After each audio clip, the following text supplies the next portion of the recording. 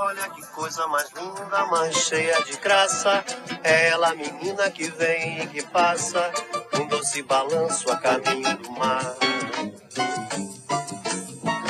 Moça do corpo dourado. Olá pessoal, P4BLA Gustavo.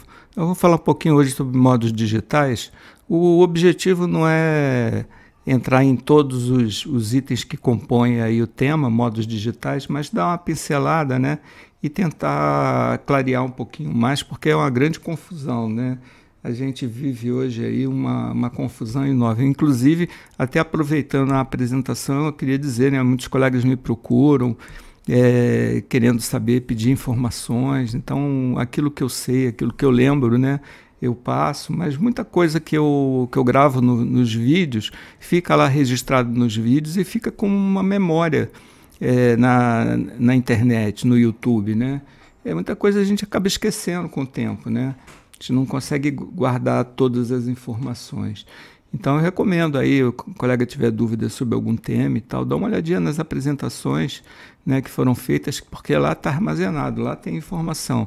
Eu também não sou profundo conhecedor, tenho pouco tempo aí de DMR, 2 anos e pouco, e estou aprendendo também junto com vocês, ok? Hoje em dia a gente está vivendo aí uma grande sopa de letrinhas, quantidade de informação, a quantidade de siglas e letras, né? São muito grandes. Então você tem D-Star, DMR, OpenGD, FDMA e 4FSK, uma confusão danada. Então esse vídeo a gente vai tentar clarear um pouquinho mais, tá? Tirar algumas dúvidas aí, não esgotar o tema, porque o tema é muito extenso. Tá? O mais importante, né, para fixar na cabeça do pessoal que está chegando agora, do pessoal que está iniciando aí no DMR, né? A Brandmaster, a rede Brandmaster é o backbone, é a espinha dorsal aí de comunicação do radioamadorismo no Brasil. Tá? Ele é composto de 48 pontos de conexão interligados via fibra ótica. Tá, essa interconexão via fibra ótica utiliza um protocolo chamado Fast Forward. Isso é exclusivo da Brandmaster. Tá? Você vê que são vários países, né? Você tem Suécia, Itália, Rússia, China, Brasil, França. E cada país desse, cada cidade, aqui no Brasil, por exemplo, a gente está lá num data center em São Paulo. Mas o que é que vem a ser esse tal de data center em São Paulo? O que é isso? O data center é uma infraestrutura.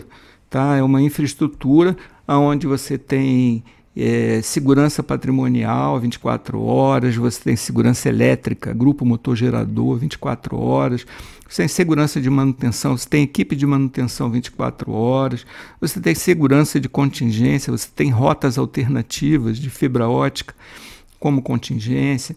Então são 48 pontos de conexão que a rede Brandmaster tem no mundo todo. E esse backbone hoje ele é utilizado por todos os modos que você possa imaginar de comunicação. O C4FM utiliza Brandmaster, tá? O DMR utiliza Brandmaster, o D-Star utiliza Brandmaster, todo mundo está utilizando a Brandmaster. Então tem várias redes aí montadas aí usando como suporte, como backbone a Brandmaster. Tá aí um exemplo. Em outros países, por exemplo, o VoIP está muito utilizado. Então você vê aí diversos equipamentos VoIP, F40 e outros equipamentos mais Elo, tá? Para trafegar a voz também. É claro que tem todo um esquema de segurança, né, para garantir que você não é a pessoa certa que está falando ali, habilitada, né, mas já é utilizado aí de Mumble, diversos recursos. A gente está vendo na Espanha, né, a gente está vendo em outros países aí pelo mundo. Bem, tá aí, ó, D-Star, NXDM, DMR, P25. Os fabricantes eles têm um interesse objetivo, né, que é vender os seus produtos. É claro que o D-Star e o Fusion foram equipamentos, os primeiros equipamentos digitais que foram criados aí para atender o radioamadorismo. Então eles têm um perfil, eles foram modelados para o radioamador, tá? Então tem tudo que o radioamador precisa. Se ele precisa controlar a potência, ele controla a potência.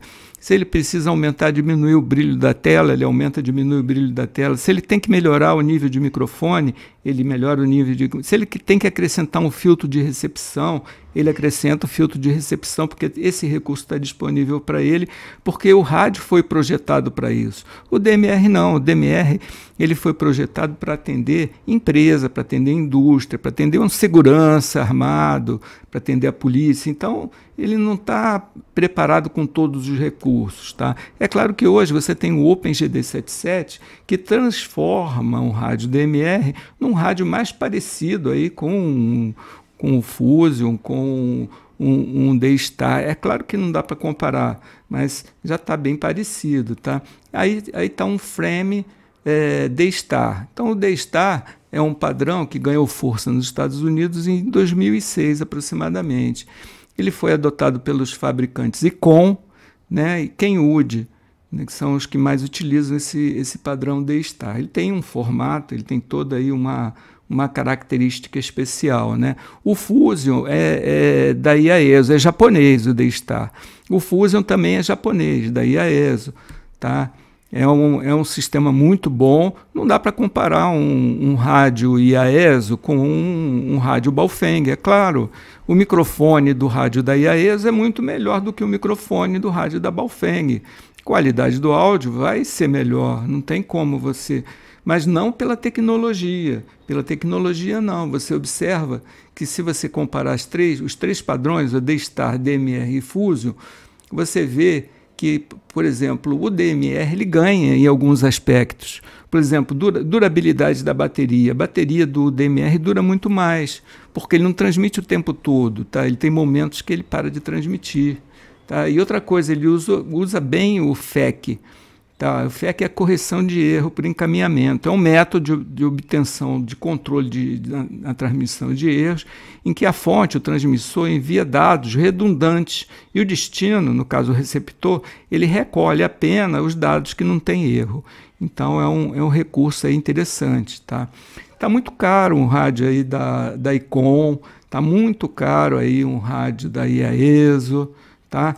E tem produtos maravilhosos, produtos excelentes, sem dúvida nenhuma, qualidade de áudio muito bom, mas os rádios digitais, os rádios DMR, o custo é infinitamente menor, né? E já começa a aparecer rádios muito bons, como o Anytone 878, o V Plus 2, um rádio que tem uma série de recursos, né, que você só vê num rádio de qualidade como o IAESO, como o Icon, né? O hotspot é o ponto de acesso, né? E ele é ponto de acesso não só para o DMR, ele é ponto de acesso para diversos modos de transmissão.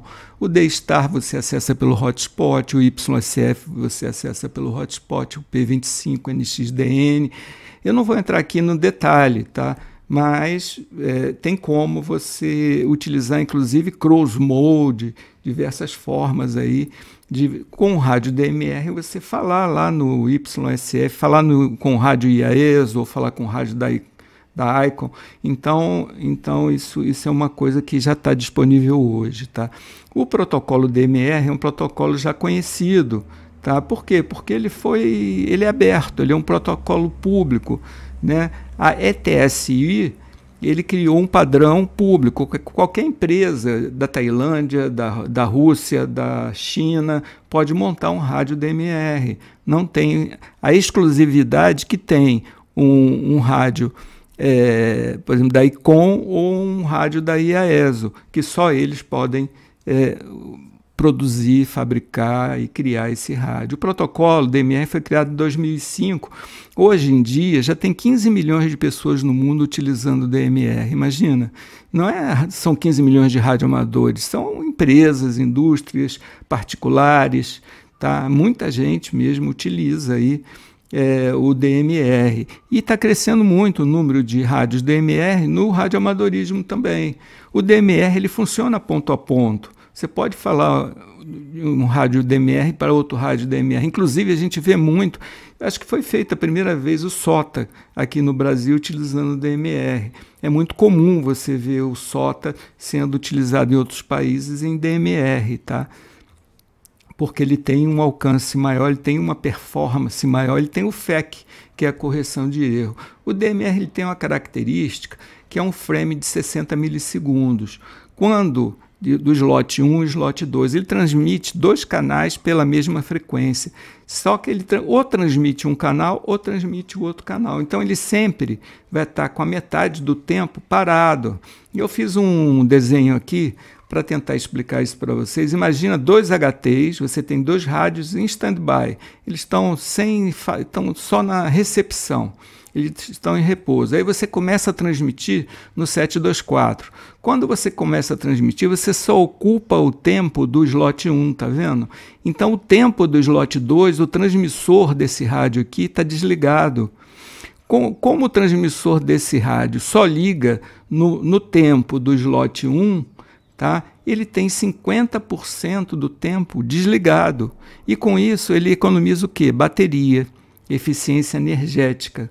Tá? Então essa é a característica, uma grande característica do DMR, durar mais a bateria do que um rádio digital FDMA, como é o caso do ICOM e do IAESO. Tá? E aqui, agora ó, eu vou para o slot 2, ó, eu parei o slot 1 e entrei com o slot 2 no meu rádio. Estou transmitindo no slot 2.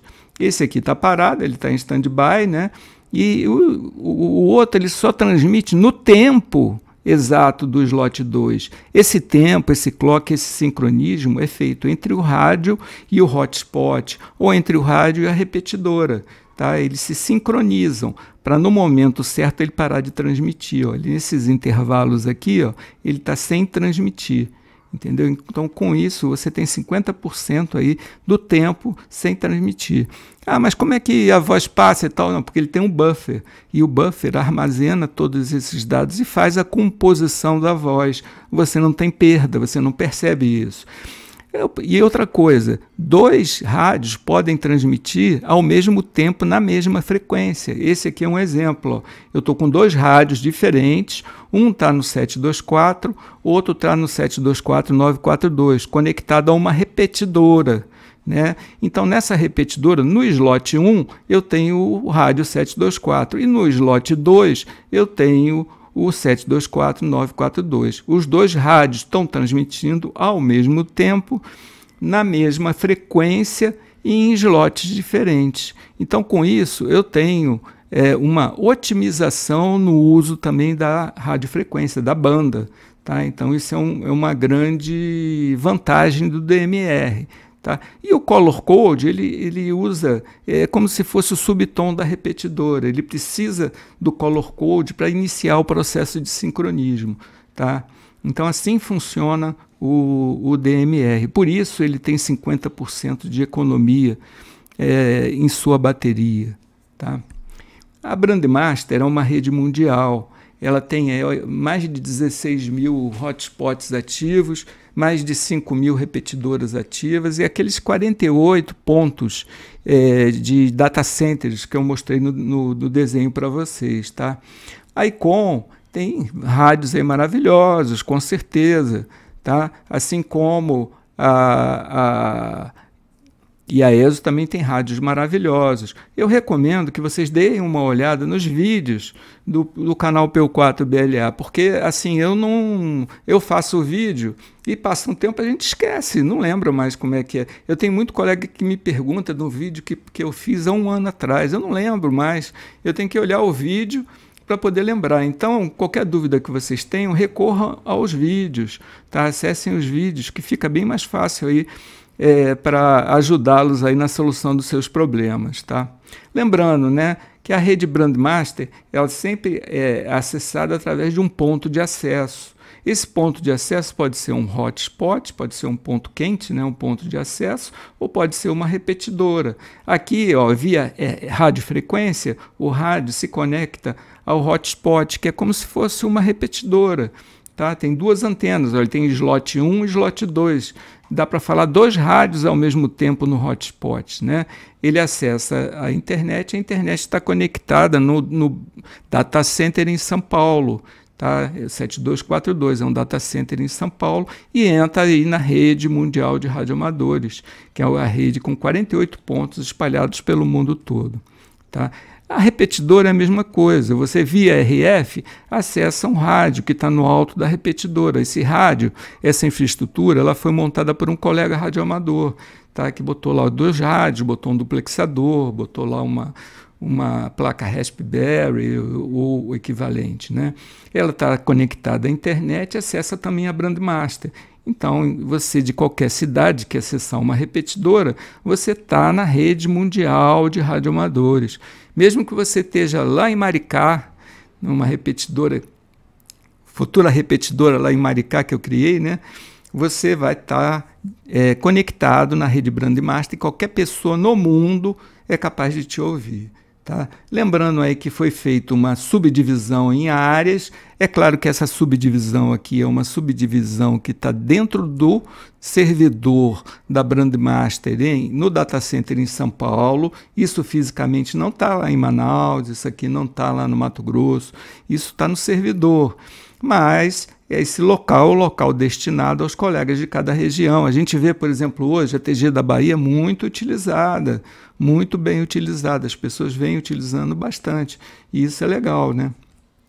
Bem, eventos semanais estão acontecendo diariamente. Os colegas que escutam, né, que usam o Roseline, que não tem ainda o prefixo, podem escutar, podem participar das rodadas como ouvintes, né? Isso é interessante. Bem, basicamente era isso que eu queria apresentar a vocês. Eu quero pedir que vocês se inscrevam no canal P4BLA, não esqueça de deixar um like no vídeo e até uma próxima oportunidade. Um abraço, valeu!